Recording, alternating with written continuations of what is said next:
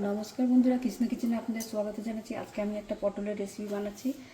খেতে খুবই টেস্টি হয়। তার জন্য আমি এখানে পটলে একটু লবণ, হলুদ আর অল্প চিনি মাখিয়ে 5 মিনিট রেখে দিয়েছিলাম। এবার কড়াইয়ে গ্যাস অন করে দিয়েছি, কড়াইয়ে তেল দিচ্ছি।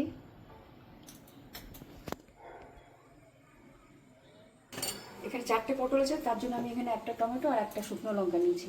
ওটা আমি সেদ্ধ করছি, লঙ্কাটা টমেটোটা।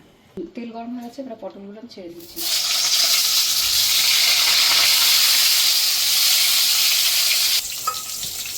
এটা লাল করে ভেজে নেব। এই আমার টমেটোটা সেদ্ধ হয়ে গেছে, আমি এটা গ্যাস অফ করে দিলাম। টমেটো সেদ্ধ হয়েছে, খোসাটা আমি ফেলে দিচ্ছি।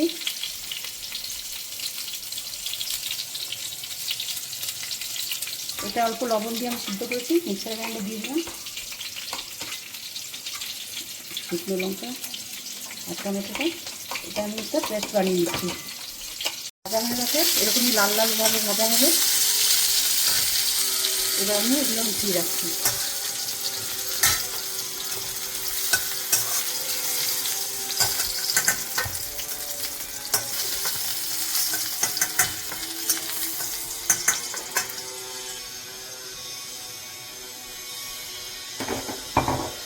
এর মধ্যে আমি তেলের মধ্যে 2টো এলাচ, 2টো লং আর দারচিনি দিয়ে দিলাম।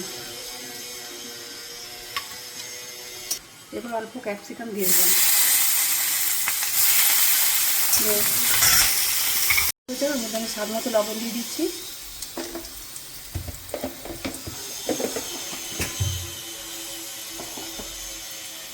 হলুদের গুঁড়ো দিয়ে দিলাম। এখানে হাফ টিস্পুন জিরে গুঁড়ো, 1 টিস্পুন আছে ধনে গুঁড়ো, আর হাফ টিস্পুন আছে শুকনো লঙ্কার গুঁড়ো, আর 1 টিস্পুন আছে কাশ্মীরি লঙ্কার গুঁড়ো। সেই মশলাগুলো আমি সব দিয়ে দিলাম।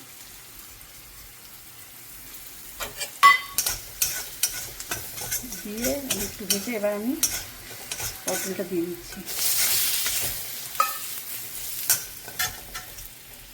দিয়ে এখানে 2টো কাঁচা লঙ্কার আদা পেস্ট করা ছিল, সেটা দিয়ে দিলাম।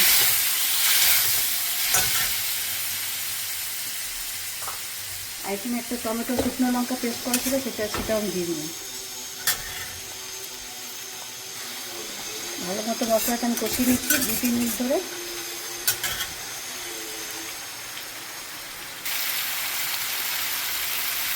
মশলাটা কষানো হয়ে গেছে, এবার আমি পনির গ্রেট করে রেখেছিলাম, 1/2 কাপ পনির গ্রেট করে আমি দিয়ে দিলাম। এবার পনিরটা একটু আমি ভেজে নিচ্ছি। হয়ে গেছে কষানো।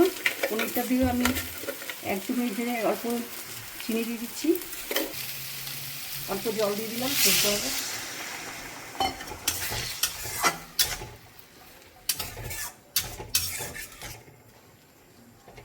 2 মিনিট ফোটার পর 1/2 টিস্পুন আমি গরম মশলা দিয়ে দিচ্ছি।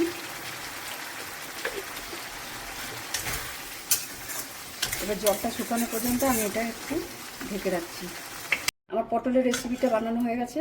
এটা এরকমই মাখা মাখা হবে। গ্যাস অফ করে দিয়েছি, এবার একটা পাত্রে আমি ঢেলে রাখছি। এটা ভাত, রুটি, পরোটা সব কিছুর সাথেই আপনারা খেতে পারবেন। খেতে খুবই টেস্টি হয়। একবার হলো আপনারা বানাবেন, বানিয়ে খেয়ে আমাকে লাইক, শেয়ার, সাবস্ক্রাইব করবেন।